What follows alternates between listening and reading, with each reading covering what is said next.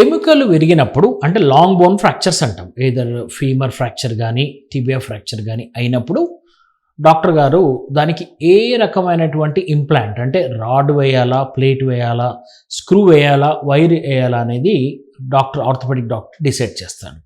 ఇందులో రాడ్స్లో కూడా చాలా రకాలైనటువంటి మెటీరియల్స్ ఉంటాయండి.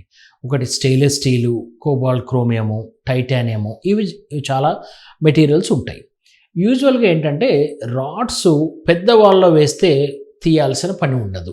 చిన్నపిల్లల్లో వేస్తే అంటే గ్రోయింగ్ ఏజ్ ఉంటే మనం ఏం చేస్తామంటే 6 నెలల తర్వాత ఆ వేసిన రాడ్ కానీ, ప్లేట్ కానీ, స్క్రూ కానీ తీసివేస్తాం.